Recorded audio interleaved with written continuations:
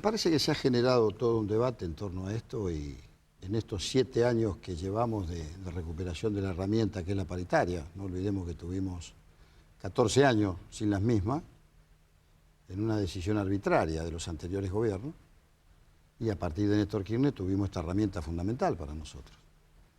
Pero si usted toma los 7 años se va a encontrar que no hemos tomado nunca el INDEC para la negociación, porque entran un montón de componentes en una negociación paritaria, que no es solamente la discusión del salario y el mantenimiento o la recuperación del poder adquisitivo, sino también las condiciones laborales. Por supuesto. Entonces, hay una serie de elementos que se toma para tomar el INDEC y hay una serie de elementos que nosotros discutimos en la paritaria, como estas cosas que yo le decía anteriormente, e inclusive ninguna paritaria, digamos, comienza y termina en el primer mes del año. O sea, hay paritarias que se terminan cerrando en octubre. Sí, por supuesto. Por lo tanto, no se puede tomar un índice de esa naturaleza. Cada uno se maneja a partir de la realidad que tiene en su actividad.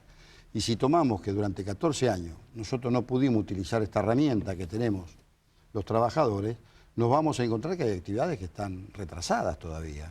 Entonces, la discusión de los porcentuales ahí se modifica. De la misma manera que cuando usted empieza a mirar las actividades, hay actividades que tienen un alto componente de exportación, otras no lo tienen. Hay unas con un agregado tecnológico muy fuerte. Entonces, a mí me parece que se simplifica y se generaliza desde una mirada que no es la que corresponde. No, claro, lo que usted dice obviamente es cierto en cuanto a la discusión. Lo que pasa es que hoy en este momento, con esta discusión absurda sobre cuál es el aumento de precios, tiene un valor indicativo a dónde apunta en el aspecto salarial la recomposición de la CGT. Si se acerca más a ese 10% o se acerca más a ese 30% que viene surgiendo de una realidad que se palpa en los bolsillos. Este es el valor que tiene. Bueno, también han instalado esta discusión las consultoras privadas, ¿no? También habría que ver y evaluar el rigor científico de esas consultoras. Digo, nosotros nos manejamos, lo ha dicho más de una vez nuestro secretario general, a partir de parámetros propios. Además tenemos dentro de la Confederación General de Trabajo una Secretaría de Consumidor. Los cuales nosotros, cuando tenemos las primeras reuniones del año, tomamos una mirada. Luego la CGT dispara conceptos, el concepto de no tenemos piso y no tenemos techo, y después cada actividad y cada organización sindical en su actividad sabe los parámetros que tiene. Entonces, me parece que de ahí parte esta necesidad, y también me parece que estamos en un momento en la Argentina, desde el 2003 a la fecha, donde ha instalado este gobierno, anteriormente Kirchner y ahora Cristina Fernández, la puja distributiva. O sea, la discusión de la riqueza hoy está instalada en la Argentina. Pero por supuesto que es necesaria. Es importantísimo porque los trabajadores recuperamos el protagonismo que recuperamos. Pero sin duda, por eso hace esto. En esta puja pasa esto. Fíjese, Trabajo homologó 2 convenios, consultando, y está en el boletín oficial, consultando a la empresa de Graciela Bebacqua. Por eso digo, tiene un valor esto de lo redistributivo. Usted lo pone muy bien. Lo redistributivo hace a la esencia el desafío que tiene la Argentina. Por eso tiene un valor la discusión, si es más cerca de acá o más cerca de lo que la gente ve como la realidad. Claro, por ahí tomamos hechos puntuales. Yo no digo, no desconozco los hechos puntuales, pero digo, se han firmado 1.800 convenios en la Argentina. No son 2 o 3, digo. Nosotros no podemos tomar hechos puntuales, que los puede haber, no lo niego. Existe esto. Existe, ahora, existe un componente muy importante. A partir del 2003, ¿qué se ha logrado en esta Argentina? Se ha logrado básicamente que el Estado vuelva a ser un factor fundamental en el proceso socioeconómico. Por supuesto que tenemos asignaturas pendientes y por supuesto que todavía nosotros tenemos parte de la matriz socioeconómica e ideológica que viene del golpe del año 76. Nosotros todavía en la Argentina, por eso lo dijo muy bien el otro día la presidenta, la etapa fundacional fue la de Néstor Kirchner. Esta segunda etapa, para algunos, para nosotros la primera etapa de Cristina Fernández, es la etapa de la consolidación. Y nosotros decimos desde el movimiento de los trabajadores que tiene que haber una próxima etapa de la profundización del modelo. Para ello es indispensable ir, a medida que la correlación de fuerza lo permita, a 3 aspectos que a nuestro juicio son centrales. La ley de entidades financieras, que la tenemos de la época de Martínez de Oz, la reforma de la Carta Orgánica del Banco Central, más allá que hoy tengamos una presidenta del Banco Central que está totalmente consustanciada con el modelo, pero hasta hace muy poco teníamos un presidente del Banco Central, digamos, que no estaba consustanciado, evidentemente. Puesto por Kirchner, ¿no? Digamos, está bien, lo dijo Néstor Kirchner en vida. Usted pensaba que era posible ponerlo a Carlos Kuhn, que en ese momento era impensable. No, bueno, digo, pero entonces, lo puso. Bueno, está bien. Y después Le tenemos... digo, ¿sabe por qué? Sí. Porque yo cuando fue esa designación lo jugué una contradicción con lo que decía Kirchner. Así que le doy este contexto de lo No, que pero fue. también no se olvide que Néstor Kirchner asumió la presidencia, digamos, cuando no había ni siquiera autoridad presidencial y había 7 ministros que venían de la gestión anterior. No, sí, pero por eso digo, pero lo mantuvo, a esto me refiero. No, bueno, ¿no? después, cuando el hombre no respondió, y después hay otro tema que es fundamental, una reforma tributaria integral. En algún momento en la Argentina lo vamos a discutir. Ahora, si pasamos de la etapa fundacional de las bases del proyecto, estamos en la etapa de la consolidación, seguramente la próxima etapa, por lo menos desde la mirada que tenemos el movimiento de los trabajadores, es profundizar este modelo. ¿Por qué? Porque la generación de los 5 millones de puestos de trabajo y los que aún falta generar, a nosotros nos pone en una situación de grandes protagonistas. En este modelo de el círculo virtuoso que llama la presidenta, producción, empleo, salario y consumo. Este es el desafío y creo que en esa dirección vamos con los más y los menos que puede tener cualquier proceso socioeconómico. En este marco, el tema de discusión del mínimo no imponible de ganancias, ¿ustedes tienen idea que va a ser un tema que se va a abarcar este año en el contexto electoral que se vive? Sí, nosotros, la aspiración de la Confederación General del Trabajo es modificarlo el tema. Nosotros hoy abarca a 1.200.000 trabajadores, pero también debemos reconocer y ser racionales que hasta que llegó Kirchner a la presidencia, para nosotros la tablita de Machinea no sabíamos de qué se trataba, porque ninguno de los salarios llegaba a esa famosa tablita. A medida que la masa salarial se fue recuperando, se fueron restituyendo derechos, bueno, es importante que nosotros lo modifiquemos eso. Aspiramos a hacerlo de la misma manera que la CGT ha presentado un proyecto, desde la convicción de Moyano y que hemos llevado al Congreso en la Comisión de Legislación de Trabajo que encabeza el doctor Recalde, de la cual formo parte y soy secretario de la misma, que es la participación en las utilidades de las empresas, mandata constitucional, que los empresarios o las grandes cámaras no se sentaron a conversar por lo menos con nosotros y nosotros hemos sido históricamente socios en las pérdidas. Bueno, esto es parte de este modelo de puja distributiva. Última pregunta en relación a la agenda de este año. Sí. Respecto a la paritaria, el tema del mínimo no imponible, pacto social. ¿En qué está hoy? Porque, digamos, después del fallecimiento de Néstor Kirchner hubo un resurgir de ese tema. ¿Hoy está congelado? No, también convengamos que la UIA está definiendo sus autoridades. Así que digo, en la Argentina se está discutiendo todo, por suerte. Nosotros nos parece que un diálogo económico y social sería muy importante y cada una de las partes tiene que decir qué va a poner arriba de la mesa. Gobierno, empresarios y trabajadores. Para nosotros, pero a no confundir con el pacto de la Moncloa, es otra cosa. Nosotros estamos en una Argentina totalmente distinta, una Argentina consolidada democráticamente. Para nosotros sería muy interesante que esto fuera una política de Estado y pensar en una Argentina a largo plazo. A medida que consolidamos en esta etapa, sería bueno que consolidemos a largo plazo. ¿Por qué? Porque tenemos que dejar una Argentina para las nuevas generaciones donde tengamos una política internacional definida, una integración en el Mercosur y en la UNASUR ya establecida y un modelo de país que después con sus más y con sus menos, pero que tengamos una visión donde el Estado, para quienes venimos del peronismo, evidentemente es factor fundamental en el proceso socioeconómico. Es decir, para ustedes la idea del pacto social sigue vigente.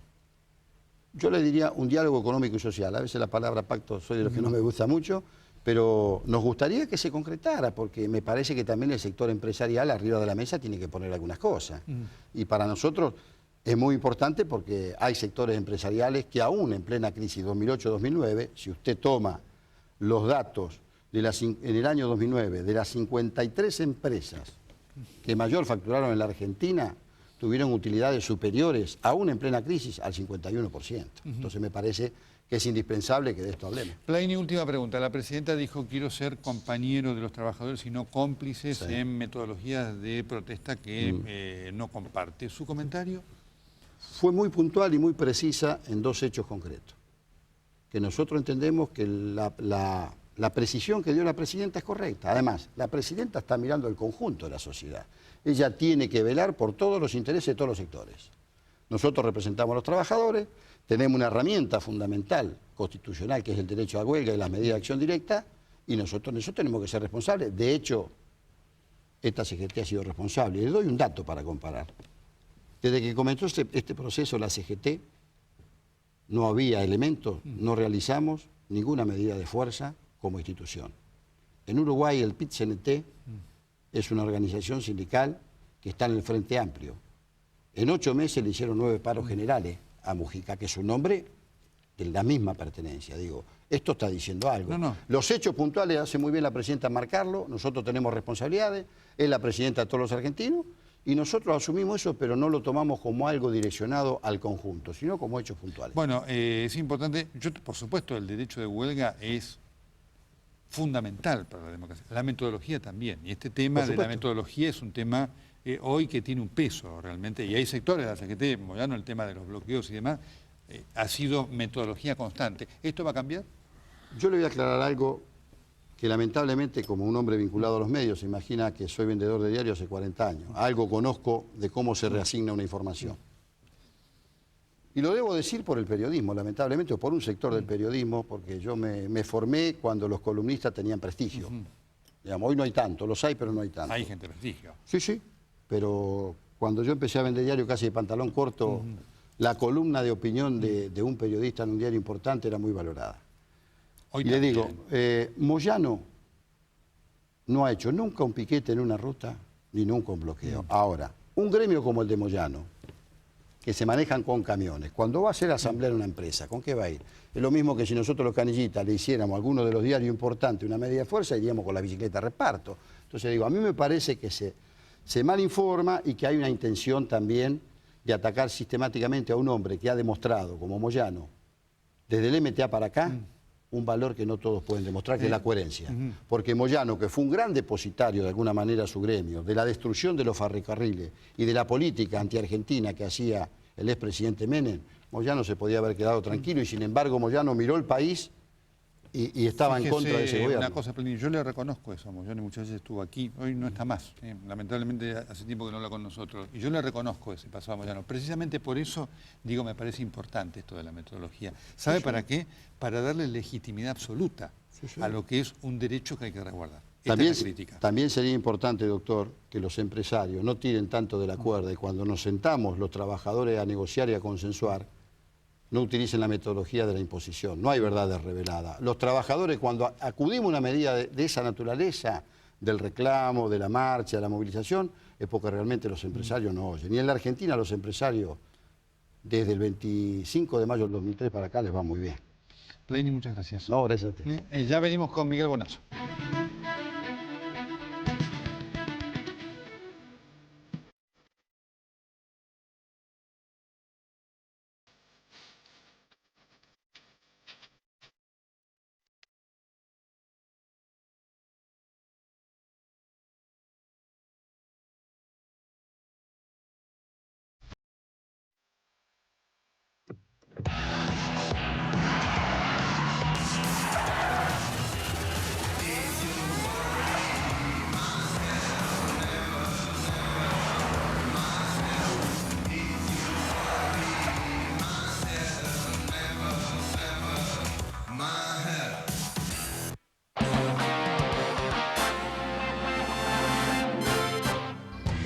Esta noche en Código Político, Cristina, ¿reelección o dudas? ¿La reforma constitucional es un globo de ensayo? ¿Qué pasa entre los K y Daniel Scioli? ¿Sí o no a las colectoras? Responde en vivo el ministro del Interior Florencio Randazzo. Además, el anticipo del debate parlamentario 2011 con legisladores oficialistas y de la oposición. Código Político con Julio Blanc y Eduardo Van der Koy.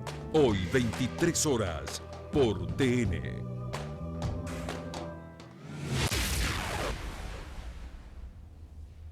Sacate a tu ex de encima.com. Entrá y entérate cómo deshacerte de los recuerditos dulces de tu ex. Paso de los Toros. Cortá con tanta dulzura. Señor constructor, jerarquizar su obra no cuesta nada. Adquiere una puerta blindada Pentajón por solo 1.099 pesos. Colocación al final de obra. Terminación sin madera y entrega en todo el país. Pentajón. ¿Me viste? No, que la cosa está mal planteada. ¿Cómo? ¿No sería mejor estar más tiempo entre nosotros y cada tanto con tu novia? ¿Me querés decir que hacías este mazo de cartas en tu bolsillo? Puedo explicarlo. ¿Dónde estabas? ¿Qué pasa? Yo no soy abrazado. ¿Tiene abrazado? ¿Balabado? Disculpamos a Puede ser que solo te reís cuando estás con tu novia. Se te ilumina la cara cuando estás con eso. Che, arranca. convocaron una reunión con el gerente y nosotros acá cortando quesitos, ilusionados con jugar un pica pica. ¿Sabes qué? Vení con el gerente. ¿De dónde son? De acá, de hermano. El señor tiene otro grupo de amigos. Otro grupo de amigos. No, chicos, doble vida. No le alcanzamos. Precisa 2 grupos, ¿eh? No, no va a funcionar. Olvídense. Dejémoslo así. Quilmes, el sabor del encuentro, desde que el encuentro es encuentro.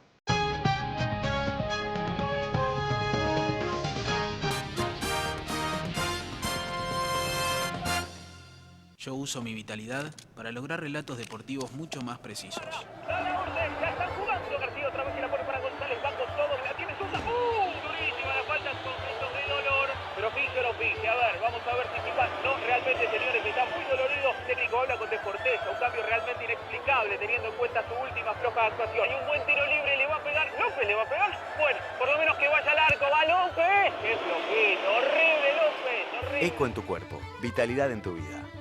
Eco de los Andes, el poder de la montaña.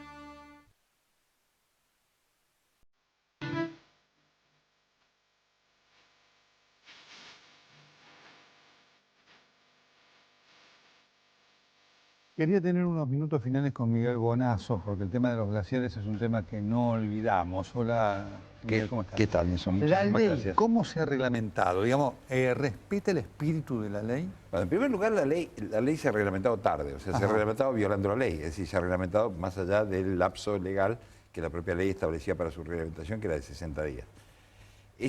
No era una cifra caprichosa, 60 días, sino que estaba vinculada con el hecho de que se pudiera hacer el inventario de glaciares que establece la propia ley, porque tenemos que saber dónde tenemos glaciares y áreas periglaciares que pueden ser vulneradas.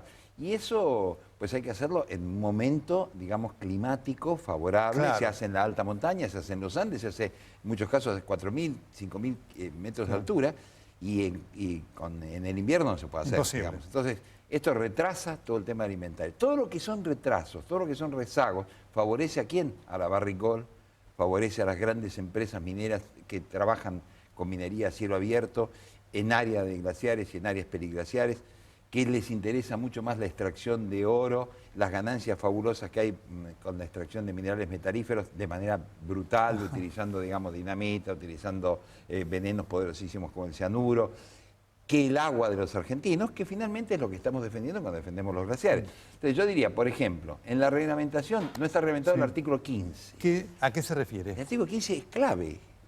Nelson, el artículo 15 establece que en caso de determinarse daños ocasionados en las áreas glaciares y periglaciares, se podrá disponer el traslado de las actividades industriales o mineras o las que sean que haya en esa zona a otro lado, además de las multas y penalidades correspondientes por el daño que pudiera haber existido. Ese artículo es clave. Pero además hay otra cosa que es gravísima, que es que San Juan no es una provincia secesionista, que yo sepa, no es como Santa Cruz de la Sierra en Bolivia, es decir, que plantea, ¿no es cierto?, la secesión de Bolivia. Y pareciera que el gobernador Gioja, vinculado a la Barrick-Gold, está planteando la secesión de la República Argentina, porque este juez federal, Miguel Gálvez, ¿no es cierto?, que determinó el amparo, un amparo pedido por organizaciones sindicales, por empresarios mineros y demás, es un amparo que debió haber sido recurrido de inmediato, esto es una obligación de funcionarios públicos, por el anterior procurador del Tesoro, o sea, el abogado del Estado, Darrocha, o por la actual procuradora del Tesoro, Abona. Esa es una obligación que no han cumplido. Entonces, ¿qué significa eso? Que no hay voluntad de cumplir la ley y que San Juan, la Barrick, sigue operando en Veladero y va a operar en el acuerdo binacional de Pascualama, con gravísimo peligro para los glaciares y las áreas periglaciares. Esto es lo que está en discusión. La actitud que sigue mostrando el gobierno de San Juan y la empresa es de negar estas cosas. Pero si la niegan, ¿por qué se opusieron a la ley? Este es el problema. Yo creo que en la oposición frontal, clarísima, neta, o oscurísima en todo caso, del gobernador Gioja, del senador César Ambrosio Gioja, del diputado Gioja en la Cámara de Diputados, de la empresa Barrick-Gold, hay una confesión de partes. Yo escuché en el debate que hicimos de la ley de glaciares cosas alucinantes, Nelson, que la población debe escuchar. Por ejemplo, al diputado Gioja diciendo que el agua que salía, que yo era un tarambana, porque el agua que salía después de ser utilizada en la mina de Veladero era más pura, y yo lo que proponía claramente en ese momento es que se tomara un vaso el diputado Gioja para que evitáramos ciertos discursos. Después otro diputado, Tomás, de San Juan, que tuvo a su cargo la administración del agua, las aguas bajaron turbias, en este caso, decía que había, este es muy bueno, esta realmente es una joya, que había cianuros buenos y cianuros malos, así como hay colesterol bueno y colesterol malo, y que no todo el cianuro era venenoso. Bueno, realmente ante ese cinismo, ante esa brutalidad, ante esa complicidad con una empresa que viene a saquear al país y a dejarnos un pasivo ambiental terrorífico, que este es el problema. Porque el pasivo ambiental, ¿cómo lo solucionamos? Esta es la cuestión. Cuando se utilizan cientos de miles de toneladas de cianuro, ¿qué garantías hay de que no se filtran a las napas subterráneas? En fin. Miguel, última pregunta. Y entonces, porque el tema es, ¿a futuro cómo queda esto?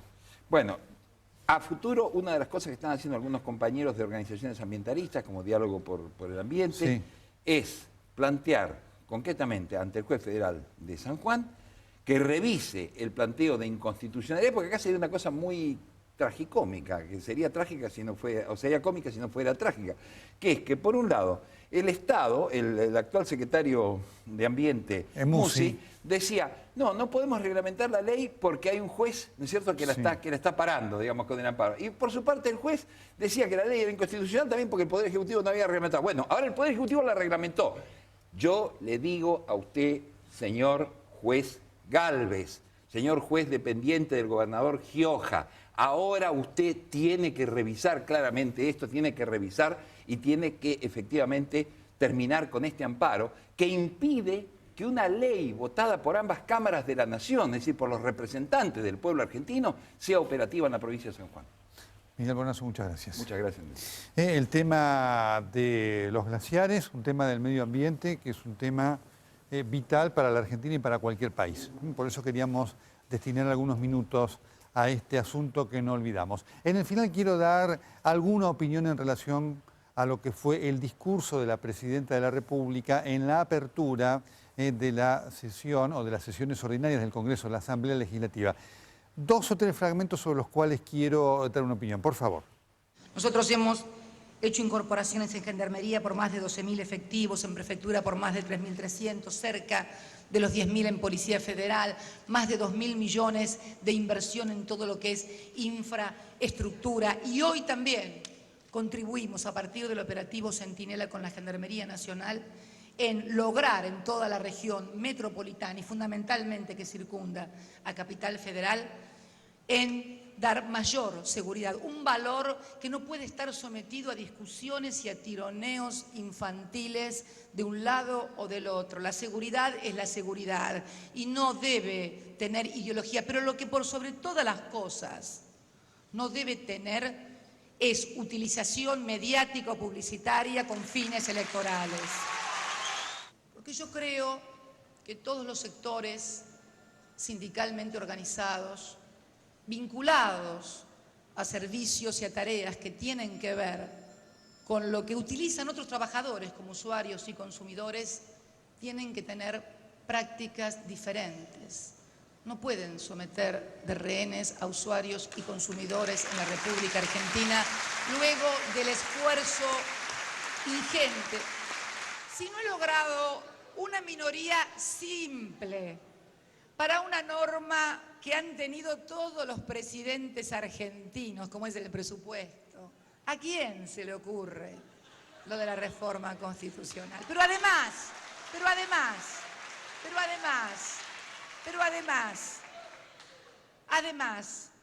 ¿alguno me ha escuchado a mí decir que voy a ir a la reelección en el 2011? Así que no se hagan los rulos.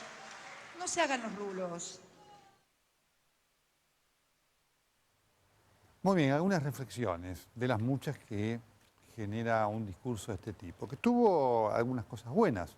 El tema de la extensión de la asistencia universal a las embarazadas en situaciones de precariedad a partir del 3er mes es una buena decisión. El anuncio sobre el trabajo de la ley de adopción y demás es otra buena decisión de la Presidenta de la República, que además, como lo dijo Alberto Fernández, ignoró en cambio otros temas, el de la inflación. En el tema de seguridad, fíjese qué interesante, efectivamente la Presidenta dio un concepto en el cual yo coincido, cuando dijo hay que sacar a la seguridad del concepto ideológico para trabajar. en forma amplia para estudiarla la seguridad y ver cuáles son las causas e ir a un concepto amplio. La seguridad implica muchas cosas. La ideología en el sentido partidista, porque esto es lo que ha querido decir la Presidenta de la República, ha evitado este debate que sí tiene componentes ideológicos, pero que necesita efectivamente una amplitud que ha faltado. Dos cosas. Primero, efectivamente se ve que el gobierno finalmente ha captado que este es un tema que genera un problema en la sociedad, indiscutiblemente. Ahora, hay mucha gente dentro del gobierno que le da ese componente ideológico, partidista, del cual la Presidenta ha dicho hay que hacer abstracción. Lo marco para que la Presidenta sepa qué es lo que va a hacer con quienes tienen una visión distinta a la que ella expresó. Y el tercer punto, finalmente, ¿qué es lo que ha hecho? ¿Cuál es la única medida que ha anunciado la Presidenta después de tanto debate y demás que ha habido en todos estos años? Poner más policía en la calle. O sea, no ha innovado en nada. Si ese es el enfoque de la seguridad solamente, estamos en un problema. Hace falta, sin duda, hoy como están las cosas, en más fuerzas de seguridad en la calle. Pero esto no termina con el problema. Pero quiero decir, este gobierno que ha pataleado y dicho y que tanto y que otro, finalmente lo que termina haciendo es casi lo mismo que hacían los otros. Única medida, poner más policía en la calle. Que sirve para un momento, pero no para solucionar el problema. Segundo tema, me pareció bueno el llamado a la reflexión para ver qué metodología se aplica para la protesta. La protesta, el derecho de huelga, es un principio constitucional inviolable, pero la metodología debe tener también un principio de legalidad para alcanzar la legitimidad que este derecho de por sí tiene. Y efectivamente ha habido una metodología. Hoy la metodología de la protesta en la Argentina es el corte de calle, el bloqueo, que lo utiliza toda la sociedad argentina, el tener de rehén a un tercero, y esto tenemos que cambiarlo. Y el tercer punto tiene que ver con el de la reelección. Dos cosas. Primero, cuando apareció todo este proceso, a mí me hizo acordar del menemismo. El menemismo hizo lo mismo. Es decir, aparecían los voceros del menemismo acérrimo que tiraban el globo de la reelección y Menem decía, no, a mí no me interesa, además cuando lo desesperaba. Así que esta es una primera reminiscencia que me trae esto. Y segundo, la Presidenta dijo, ¿alguien me ha escuchado a mí hablar de la reelección? En público no, no sé qué pasará en privado. Ahora, una sutileza. La Presidenta ha dicho que efectivamente, y es efectivo, no se la ha escuchado hablar en público de la reelección. Ahora, la Presidenta no ha dicho, no quiero ser reelecta. Es una diferencia no sutil, llena de significados y de metamensajes políticos. Al día de hoy, la candidata se llama Cristina Fernández de Kirchner. Esa es la realidad. Hasta el próximo jueves. Muchas gracias.